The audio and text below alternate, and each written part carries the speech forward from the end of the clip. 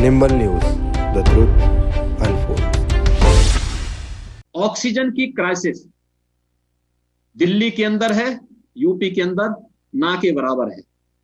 ना बेड्स की कमी है, ना ऑक्सीजन की कमी है, ना रेमडेसिविर की कमी या किसी अन्य जीवन रक्षक दवा की भी कमी नहीं है।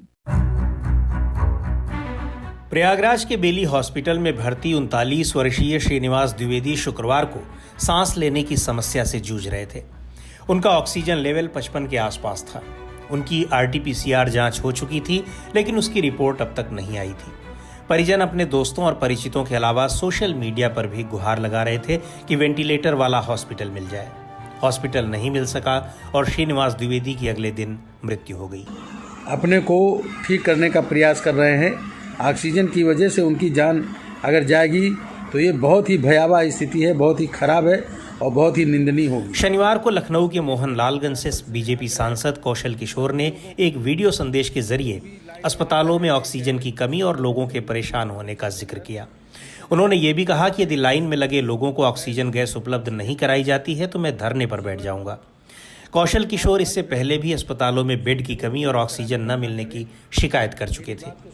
एक दिन बाद कौशल किशोर के बड़े भाई की भी कोरोना संक्रमण की वजह से मृत्यु हो गई। प्लान पर उन सभी लोगों को गैस उपलब्ध कराएं।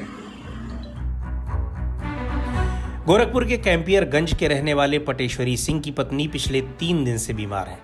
वो बताते हैं कि गोरखपुर के कई अस्पतालों के चक्कर लगा रहे हैं, लेकिन कहीं भी जगह नहीं मिल रही है। हम लोग बहुत परेशान हैं।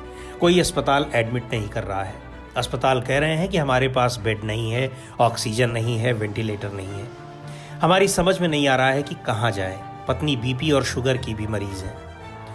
यूपी के तमाम शहरों में अस्पताल, ऑक्सीजन और दवाइयों के लिए भटक रहे कोविड मरीजों के परिजनों की ये आवाज़ें लगभग उसी समय की हैं जब यूपी के मुख्यमंत्री योगी आदित्यनाथ शुक्रवार को कुछ मीडिया हाउस के संपादकों के साथ वर्चुअल मीटिंग कर रहे थे और इस दौरान उन्होंने दावा किया कि यूपी में ऑक्सीजन, अस्पताल अथवा दवाइयों की कोई कमी नहीं है।